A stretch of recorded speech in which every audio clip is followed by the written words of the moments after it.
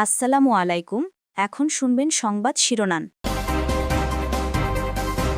জ্বালানির দাম বৃদ্ধির ধাক্কা জনজীবনে। সংকট কাটাতে ডিপো থেকে পাম্পে বাড়তি তেল সরবরাহ করবে বিপিসি। বিশ্ববাজারের তুলনায় বেড়েছে সামান্যই দাবি সরকারের।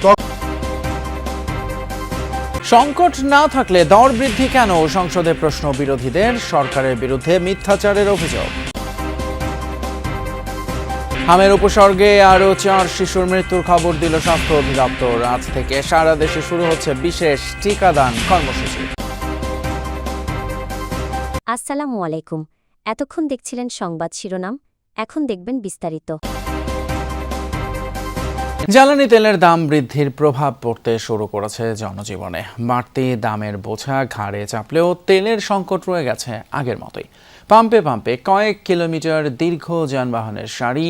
সরবরাহ না থাকায় দিনের বেশিরভাগ সময় বন্ধ থাকতে দেখা যায় বেশ কিছু পাম্প।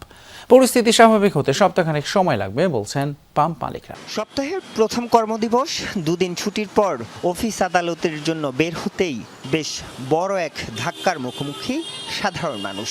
আগের রাত থেকেই বেড়েছে জ্বালানির দাম, সকাল হতেই যার প্রভাব শুরু। এখন পর্যন্ত গণপরিবহনের ভাড়া ঠিক থাকলেও যারা রাইড শেয়ারিং মোটরসাইকেল যোগে কর্মস্থলে যান, গন্তব্যভেদে বাড়তি 30 থেকে 50 টাকা পর্যন্ত গুনতে হয়েছে তাদের। পণ্য পরিবহন সহ নিত্য প্রয়োজনীয় পণ্যের দামেও এর প্রভাব পড়ার শঙ্কা সাধারণ মানুষের। আগের ভাড়া পোষাবো? তেলের লিটারে 20 টাকা বেশি দিতেছি, কিন্তু আগের ভাড়ায় তো পোষাবো না। বলতে ভাই তেলের দাম বাড়ছে, আমাকে টাকা একটু বাড়ায় দেন। যে মাত্র আরম্ভ হয়েছে, তেলের দাম বাড়া মানে জিনিসের দাম বাড়া। জনজীবনে বাড়তি দামের প্রভাব পড়তে শুরু করলেও পাল্টায়নি তেল পাম্পের চিত্র।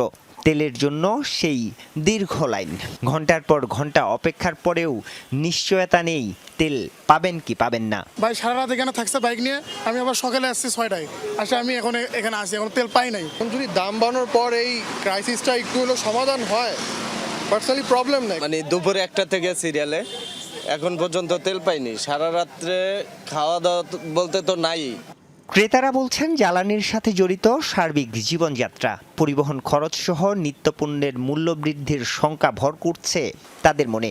তবে সবকিছু ছাপিয়ে সবার মুখে একটি প্রশ্ন, জ্বালানি সরবরাহ আগের অবস্থায় ফিরবে কবে? বাড়ায় 2 টাকা, 4 টাকা, 5 টাকা, 20 টাকা, আর 20 টাকা বাড়ায় এই নি সাফা। 1 লিটার তেলে যদি 20 টাকা বেড়ে যায় তো আসলে অনেক বেশি হয়ে গেল। একটু কম করে বাড়তে পারতো, 5 টাকা বাড়তে পারতো লিটারে। যদি সাফিসিয়েন্ট থাকতো দাম বাড়ানোটা তখন অতটা গায়ে লাগতো না। আপনি হয়রানি হচ্ছেন, 10 ঘন্টা 8 ঘন্টা লাইনে দাঁড়াইও থাকতেছেন, আবার বাড়তি দামেও কিনতেছেন, কেমন হইলো? দাম বাড়লেও রাজধানীর পাম্পগুলোতে বাড়েনি ডিপো থেকে তেল সরবরাহের পরিমাণ।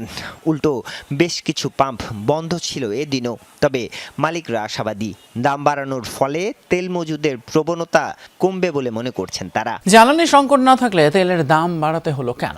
পাম্পের লাইনে কেনই বা ভুগতে হচ্ছে মানুষকে? সংসদে এই প্রশ্নগুলো তুলেছেন বিরোধী দল আর স্বতন্ত্র এমপিরা। লিখিত জবাবে বিদ্যুৎ এবং জ্বালানি মন্ত্রী বলেছেন, কিছু অসাধু ব্যবসায়ী প্যানিক বাইং আর মজুদ প্রবণতার জন্য কৃত্রিম সংকট তৈরি হচ্ছে। ডিপো থেকে ফিলিং স্টেশন পর্যন্ত তেল পরিবহনে পুলিশ পাহারার বিষয়ে স্বরাষ্ট্র মন্ত্রণালয়কে অনুরোধ জানানো হয়েছে। সংসদ অধিবেশনের 16তম দিন কার্যসূচি অনুযায়ী জনগুরুত্ব সম্পন্ন বিষয়ে মনোযোগ আকর্ষণ ও আলোচনা হয়। মন্ত্রীদের প্রশ্নোত্তর পর্বে লিখিত ও মৌখিক উত্তর উত্থাপিত হয় সংসদে। দেশে জ্বালানির সংকট নেই বলে আবারও দাবি করেন মন্ত্রী ইকবাল হাসান। বলেন, কিছু অসাধু ব্যবসায়ী প্যানিক বাইং ও মজুদ প্রবণতার জন্য কৃত্রিম তেল সংকট তৈরি হচ্ছে। পয়েন্ট অব অর্ডারে দাঁড়িয়ে স্বতন্ত্র সংসদ সদস্য রুমিন ফারহানা জ্বালানি পরিস্থিতি নিয়ে সরকারের বিরুদ্ধে মিথ্যাচারের অভিযোগ তোলেন। যদি জ্বালানির কোনো সংকটই না থাকে তাহলে এত লম্বা লাইনই বা কেন? দামই বা বাড়াইতে হয় কেন? অফিস কর্মসূচি সময় পরিবর্তন করতে হয় কেন? উত্থাপিত প্রশ্নের উত্তরে মন্ত্রী জানান, আমদানিকৃত জ্বালানি তেলের প্রায় 20 থেকে 23% হরমুজ প্রণালী দিয়ে আসে। যুদ্ধের কারণে কার্গো আসতে দেরি হচ্ছে। জরুরি চাহিদা পূরণে বিকল্প উৎস থেকে আমদানি করা হবে বলে সংসদকে জানান জ্বালানি মন্ত্রী। জ্বালানি পরিস্থিতিতে কি ব্যবস্থা নেওয়া হয়েছে এমন প্রশ্নে জ্বালানি মন্ত্রী জানান, এরই মধ্যে জেলা পর্যায়ে ফুয়েল পাস চালু করা হয়েছে। রাজধানীর 7টি ফিলিং স্টেশনে পরীক্ষামূলকভাবে চালু করা ফুয়েল পাস অ্যাপে ব্যাপক সাড়া পাওয়া গেছে বলে সংসদে দাবি করেন মন্ত্রী। তিনি আরও বলেন, কৃষকদের জ্বালানি তেল প্রাপ্তিতে যেন কোনো সমস্যা না হয় এজন্য নির্দেশনা দেওয়া হয়েছে।